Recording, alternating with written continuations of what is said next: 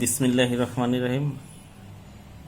একাদশ দ্বাদশ শ্রেণীর উচ্চতর গণিত অসীম কুমার স্যার ও নুরুল ইসলাম স্যারের যোগজির সমীকরণে 10 এর মোস্ট ইম্পর্ট্যান্ট অঙ্কগুলো আমরা করব। 10 3-1 যে অঙ্কটা অনেকবার এসেছে, একবার, দুইবার, তিনবার, 4বার বোর্ডে এসেছে, Comilla board, Chittagong board, Dinajpur board. তো ওই অঙ্কটা আমরা সলিউশন করব। দেওয়া আছে সমাকলন চিহ্ন dx divided by √25 minus x square. তো এই অঙ্কটার এখানে এই 25 একটা কনস্ট্যান্ট সংখ্যা বা ধ্রুবক সংখ্যা। এটা দেখো 25 মানে কত, 5 স্কোয়ার, স্কোয়ার মানে 25। যেমন এ স্কোয়ার এই টাইপের বা 5 স্কোয়ার এই টাইপের আছে। তো আমরা এটাকে লিখতে পারি dx বর্গমূল চিহ্ন ভিতরে এই 25কে আমরা লিখব 5 স্কোয়ার আর এক্স স্কোয়ার।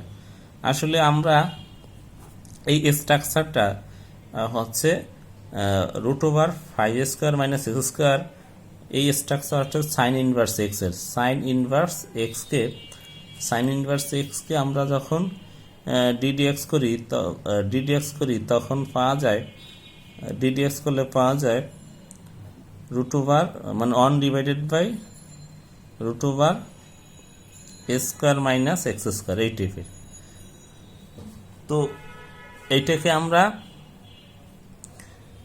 এই ধরনের সূত্রে, এই টাইপের সূত্রের সাহায্যে আমরা এই অঙ্কটা ক্যালকুলেশন করব। তো ক্যালকুলেশন করার জন্য আবার অনেক সময় এখানে আমাদের তাহলে এখানে এটা কি আসবে, সমাকলন করলে sign inverse x/5 plus c. তো এই সূত্রে এখানে কিন্তু আমাদের যেমন এখানে আমি ধ্রুবক সাইন ইনভার্স x/a, এটাকে এইভাবে করা যায় কনস্ট্যান্ট টার্ম। আবার অনেক সময় এর জায়গায় থাকে 1, অনেক সময় 1 থাকে, তাহলে এখানে 1, বা এখানে কোনো নাম্বার থাকলে 2 থাকলে এখানে 2। তদ্রূপ আমাদের এখানে ধ্রুবক সংখ্যা 5 আছে, এই জন্য আমরা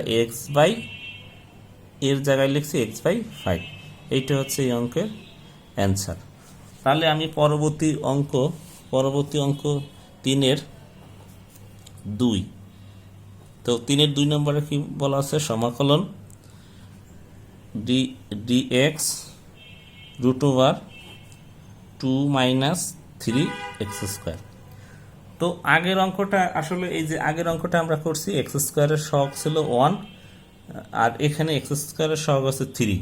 অতএব এই ধরনের অঙ্কের ক্যালকুলেশন করার সময় এক্স স্কোয়ারের সহগ রাখা যাবে না, এক্স স্কোয়ারের সহগ হচ্ছে 1 নিয়ে আসতে হবে। তাহলে আমরা কি করব, তাহলে এই যে 3 আমরা কি নেব, কমন নেব।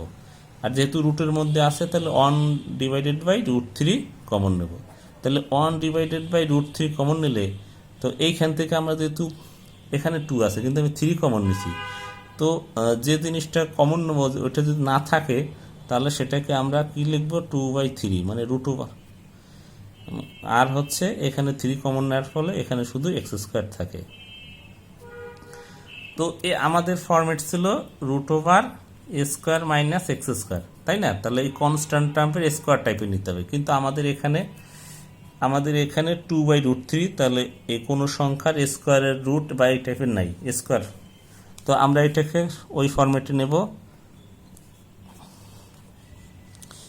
dx। তো এই 2/√3 আমি যদি এরকম লিখি 2/3 এর রুট আবার স্কোয়ার এক্স স্কোয়ার, আর পুরোটার আবার √, তাহলে দেখা গেল যে স্কোয়ার মাইনাস এক্স স্কোয়ার এই ফরম্যাটে চলে আসছে, আর উপরে হচ্ছে dx আসছে। তাহলে সেই আমাদের আগের সূত্রটি এখানে অ্যাপ্লাই করতে হবে। আগের সূত্রটা কি ছিল, সাইন স্কোয়ার x/a, এইটাই এখানে অ্যাপ্লাই করতে হবে। তাহলে এটা অ্যাপ্লাই করলে আমরা কি পাবো,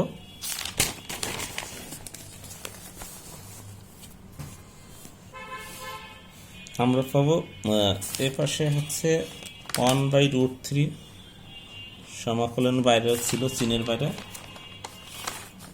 আর sine inverse x divided by √2√3, তাহলে এটাকে আর plus C 1 divided by √3 sine inverse. তো এইখানে এক্সের নিচে যারা আছে এদেরকে আমি কি উল্টাই দেবো, উল্টাই দিলে হচ্ছে √3 এক্সের সাথে গুণ হয়ে যাবে √3 x divided by √2 plus c. এই হচ্ছে এই অঙ্কের এটার অ্যান্সার। তাহলে পরবর্তীতে হচ্ছে অঙ্ক নাম্বার 3, যেটাও অনেকবার এসেছে, dx √9 - x², মানে 16x², 16 তো এই যে এই x² সাথেও 16 মানে 16 আছে, এখানেও আমাদের সহগ x² সহগ অন করতে হবে, তাহলে 16 আমাদের কমন নিতে হবে। √এর মধ্যে আছে, তাই 16 √, করলে 4 হয়, তাহলে 1/4 কমন নেব।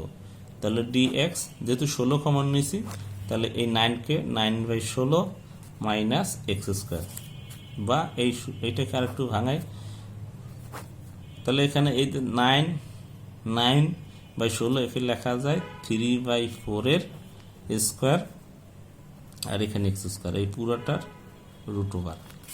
তাহলে আমাদের যে সূত্র সাইন ইনভার্স x/a সমান dx 1 ডিভাইডেড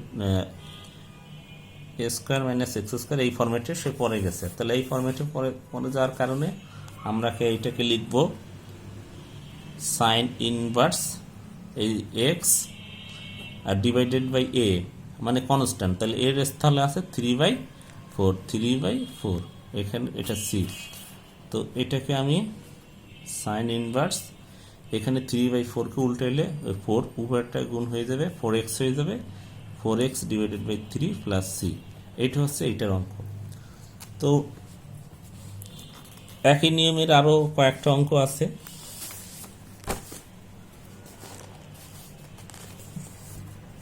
যেমন এটা হচ্ছে 4, তো 4 নম্বর অঙ্ক যেটা, এটা আমরা এখন দেখব। 4 নম্বর অঙ্কে দেওয়া আছে dx √5 - 4x²। তো আগের নিয়মে x² সব 4, এই 4 রাখা যাবে না, এই 4কে আমরা কমন নেব। যেহেতু √এর মধ্যে 4 কমন নিলে কি হয়ে যাবে, হাফ বাইরে নিয়ে আসবো, যেহেতু √এর বাইরে নিয়ে আসবো তখন হাফ হয়ে যাবে dx, আর এটা হবে 5 ডিভাইডেড বাই 4x²।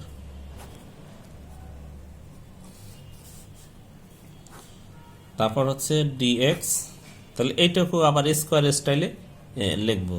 সেটা কিভাবে, √5 ডিভাইডেড বাই 2 এর হোল স্কোয়ার, এইটাকে আমরা এইভাবে লিখবো, এই 5কে √5 এই হোল স্কোয়ার কাটাকাটি করে 5 থেকে, আর 2² 4 মাইনাস x²। ঠিক আছে, তাহলে এটাও √x² মাইনাস a² এই স্টাইলে, কার স্টাইলে, এটা সাইন ইনভার্স এক্সের স্টাইলে।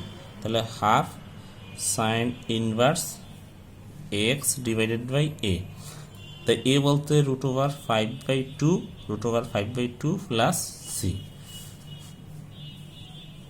তো সাইন ইনভার্স, তাহলে এইটাকে আমি উল্টাইলে 2 যাবে উপরে, 2x divided by √5 plus C. এইটা হচ্ছে এটার উত্তর।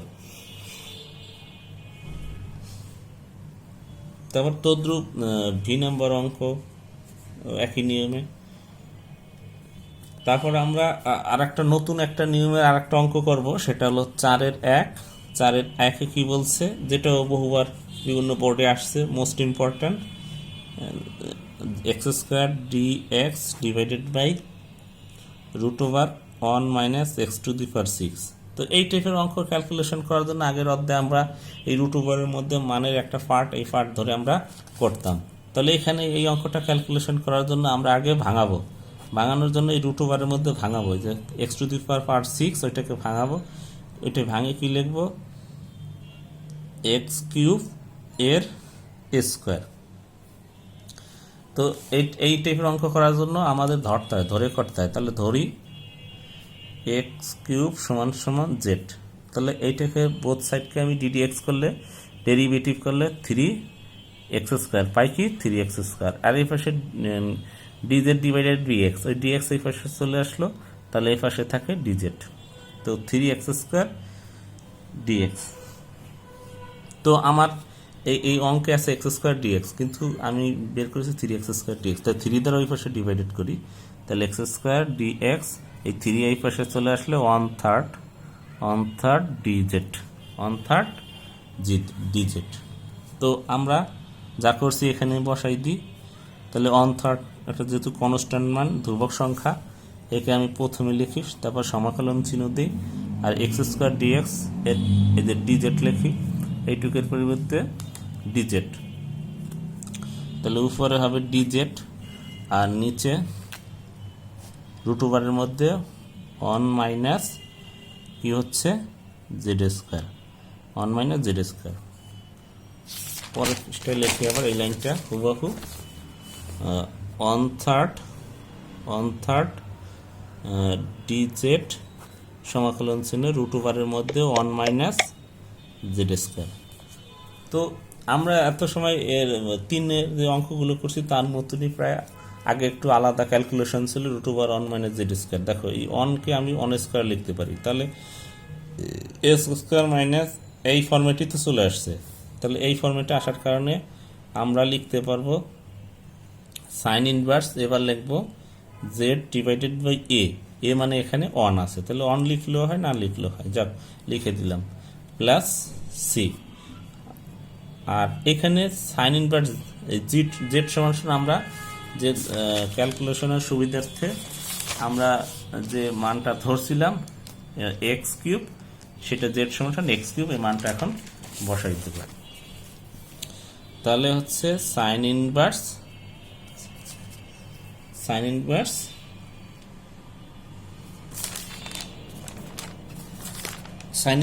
x³ প্লাস সি, এটাই হচ্ছে অ্যান্সার। তো আজ এই পর্যন্ত, আসসালামু আলাইকুম।